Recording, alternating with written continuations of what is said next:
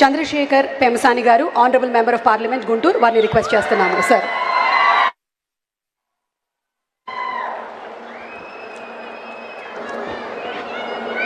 కృష్ణానది తీరాన శాశ్వతమైన నగరాన్ని నిర్మిస్తున్న దార్శనికులు గౌరవనీయులు శ్రీ నారా చంద్రబాబు నాయుడు గారికి, ఆంధ్రప్రదేశ్ నిర్మాణానికి మూల స్తంభాలుగా నిలుస్తున్నటువంటి జననేతలు, యువనేతలు అయినటువంటి శ్రీ పవన్ కళ్యాణ్ గారికి, నారా లోకేష్ గారికి, పివిఎన్ మాధవ్ గారికి, అదేవిధంగా వేదికను అలంకరించినటువంటి రాష్ట్ర మంత్రులకు, ఎమ్మెల్యేలకు, కార్పొరేషన్ చైర్మన్లకు, మీ భూమిని, మీ కలలను ఈ రాజధాని కోసం అర్పించిన అమరావతి రైతు బంధువులకు, ఈ చరిత్రకు వారసులైనటువంటి తెలుగు ప్రజలకు, పొట్టి శ్రీరాములు వారి కుటుంబ సభ్యులకు, పాత్రికేయులకు అందరికీ కూడా మనస్ఫూర్తిగా ధన్యవాదాలు.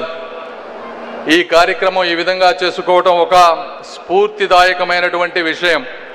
ఎందుకంటే మన చరిత్ర ఒక త్యాగం నుంచి పుట్టినటువంటి చరిత్ర ఈ తెలుగు చరిత్ర. అంటే 58 రోజులు రాజకీయ నాయకులు చర్చిస్తుండగా ఒక మనిషి హృదయ స్పందన మాత్రమే తెలుగు ప్రజల గౌరవాన్ని నిలబెట్టినటువంటి పరిస్థితి. అంటే ఆ రోజుల్లో పొట్టి శ్రీరాములు గారు కాంగ్రెస్ వాది, ఆ రోజు బలమైనటువంటి ప్రధానమంత్రి నెహ్రూ గారు.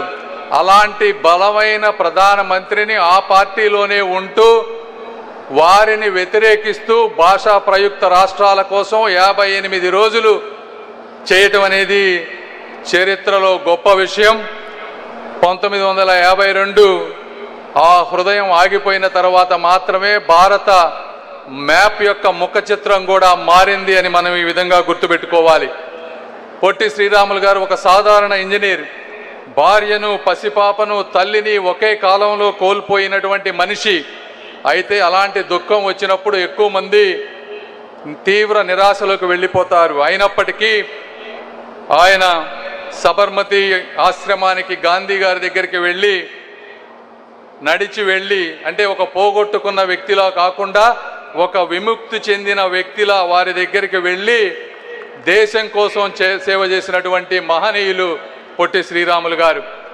వారి కమిట్మెంట్ చూసి ఆ రోజుల్లో గాంధీజీ గారు శ్రీరాములు లాంటి వ్యక్తులు 11 మంది ఉంటే స్వాతంత్రాన్ని కేవలం శ్రీరాములు లాంటి వ్యక్తులు 11 మంది ఉంటే స్వాతంత్రాన్ని కేవలం ఒకే సంవత్సరంలో తీసుకొచ్చేవాడిని అని, పునర్వివాహాలు నివసించేటువంటి నగరం ఈ అమరావతి. అంటే ఈ పేరే ఒక అమరత్వాన్ని చెప్తా ఉంది ఈ రోజున. అంటే శ్రీరాములుని అమరజీవి అని పిలవటంలో ఉన్న అమరత్వమే యాదృచ్ఛికం కాదు. ఈ రోజున ఈ అమరావతి ఈ రూపంలో వచ్చింది అంటే ఇది పురాణాలలో వస్తున్నటువంటి ఒక శక్తి అని కూడా నేను మీ అందరికీ తెలియజేస్తా ఉన్నా. ఆ రోజు శ్రీరాములు గారు ఏ విధంగా అయితే నిరాదరణకు గురి అయ్యారో, అణచబడ్డారో, ఆపబడ్డారో, అదేవిధంగా 2019-24 మధ్య 1631 రోజులు తమ భూమి ఇచ్చిన రైతులను ఆందోళన చేశారు. ఎండలో వానలో రైతులు పగలు ఇబ్బంది పడ్డారు. వారిని చూసి నవ్వారు, వారి మాట వినలేదు, మర్చిపోమన్నారు. అయినా వారు కూడా వెనగడుగు వెయ్యలేదు అని సభాముఖంగా తెలియజేస్తా ఉన్నా. అంటే అన్యాయానికి తలవంచడం అంటే అన్యాయాన్ని ఒప్పుకోవటమే అని భావించారు అమరావతి ప్రాంత రైతులు. ఇది పొట్టి శ్రీరాములు గారు వంటి ఇచ్చినటువంటి ఒక స్ఫూర్తి అని నేను ఈ విధంగా మీ అందరికీ తెలియజేస్తా ఉన్నాను. శ్రీరాములు గారు ఆ రోజు రాష్ట్రం కోసం ఏ విధంగా అయితే పోరాటం చేశారో, ఈ రోజు ఈ ప్రాంత రైతులు ఒక రాజధాని నిర్మించడానికి కూడా అదే విధమైనటువంటి పోరాటం చేశారు. అంటే ఒక త్యాగం మీద మరొక త్యాగం నిలబడింది. ఇలాంటి త్యాగాలే జీవన నాగరికతలను నిర్మించబడతాయని సభాముఖంగా మీ అందరికీ నేను తెలియజేస్తా ఉన్నాను.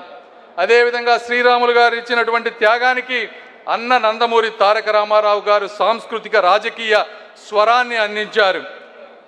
అదేవిధంగా ఆ తర్వాత అదే విధమైనటువంటి సంకల్పం ఈరోజు గౌరవ ముఖ్యమంత్రి నారా చంద్రబాబు నాయుడు గారు చూస్తూ ఉన్నారు. 2014లో హైదరాబాద్ నుంచి మనం విడిపోయిన తర్వాత వారు కూడా నిరాశ చెందలేదు.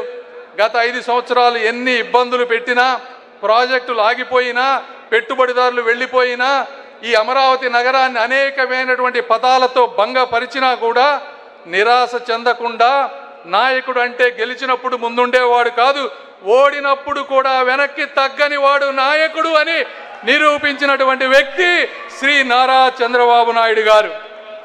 అందుకే చరిత్రలో సార్ మీకు కూడా అమరావతిని మళ్ళీ నిలబెట్టిన నాయకుడు శ్రీ నారా చంద్రబాబు నాయుడు గారు అనే విధమైనటువంటి బిరుదు కూడా వచ్చే విధంగా మేమందరం కూడా కష్టపడతామని మీకు తెలియజేస్తా ఉన్నాను. అదేవిధంగా శ్రీరాములు గారి లక్షణాలు ఎన్నో యువత నేర్చుకోవాల్సిన విషయాలు కూడా ఉన్నాయి. నా మటుకు నేను కొన్ని నేర్చుకున్నాను. అంటే యువత ఏదో ఒక సోషల్ మీడియాలో ఒక వైరల్ క్షణం కాదు, ఒక నిజమైన కారణం, అంటే మనల్ని మించిన కారణాన్ని వెతుక్కొని సమాజానికి, మన రాష్ట్రానికి, మన దేశానికి ఏమి చేయాలో ఆలోచించాలి. అదేవిధంగా నిశ్శబ్దంతో నిరుత్సాహపడకూడదు. శ్రీరాములు గారు 6 వారాలు నిరాహార దీక్ష చేసినా కూడా ఎవరు మాట వినలేదు. నెహ్రూ గారు పట్టించుకోలేదు, మీడియా పట్టించుకోలేదు. అంటే ప్రపంచం మీ మాట వినకపోయినా, మీ కృషి కనపడకపోయినా ఆగకండి, ఇది ఆపమని సంకేతం కాదు అనేది రెండోది. మూడోది, కులం, మతం, ప్రాంతం మర్చిపోండి. శ్రీరాములు అన్ని కులాల ఇళ్లల్లో ఆ రోజుల్లో భోజనం చేశారు, అన్ని వర్గాల ప్రజల కోసం పోరాడారు. తెలుగు తల్లి బిడ్డలందరూ ఒక్కరు అనే విధంగా ఆ రోజు ప్రవర్తించారు. ఈరోజు కూడా అందరూ ఎవరికి నచ్చిన వాళ్ళు మంచి రాజకీయాన్ని ముందుకు ప్రోత్సాహపరచాలని మనస్ఫూర్తిగా కోరుకుంటా ఉన్నాను. కేవలం విభజించడం అనేది బలహీనమైనటువంటి నాయకుల ఆయుధం, ఐక్యత బలవంతుల ఆయుధం అని ఈ విధంగా నేను తెలియజేస్తా ఉన్నాను. అదేవిధంగా ఆఖరిగా 4వది, నవ్యాంధ్రప్రదేశ్ నిర్మాణంలో ప్రతి ఒక్కరూ కూడా భాగస్వామ్యం కావాలి. నా ఊరికి వెలుతురు కావాలి అంటే ముందు నా ఇంటి దీపం వెలగాలి. ఆ విధంగా మీరందరూ కూడా అందులో భాగస్వామ్యం కావాలని, నాయకత్వం అంటే కేవలం వేదికల మీద నుంచే కాదు, నిరాహార దీక్షలో ఒక నేలపై నుంచి కూడా నాయకత్వం చేయవచ్చు అని చూపించినటువంటి పొట్టి శ్రీరాములు గారిని ఆదర్శంగా తీసుకొని, అదేవిధంగా ఈరోజు ఇంత అద్భుతమైనటువంటి కార్యక్రమం ముఖ్యంగా డుండి రాకేష్ గారికి, వారికి ట్రస్ట్ సభ్యులందరికీ నేను మనస్ఫూర్తిగా ధన్యవాదాలు తెలుపుతా ఉన్నాను. అదేవిధంగా వేదిక పైన ఉన్నటువంటి ఈ కార్యక్రమానికి మొత్తం పర్మిషన్లు ఇచ్చినటువంటి వారిని కానీ, నారా లోకేష్ గారిని గుర్తించినందుకు కానీ, చంద్రబాబు నాయుడుకి అందరికీ కూడా కృతజ్ఞతలు తెలుపుకుంటూ, ఆఖరిగా తెలుగు జాతి త్యాగాలను గుర్తించుకునే జాతి, సర్వస్వం ఇచ్చిన వారిని గౌరవించే జాతి.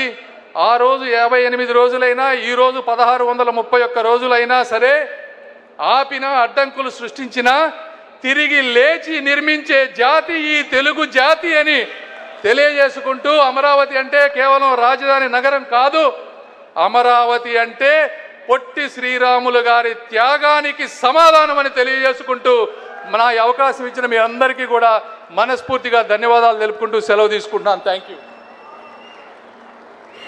యూ.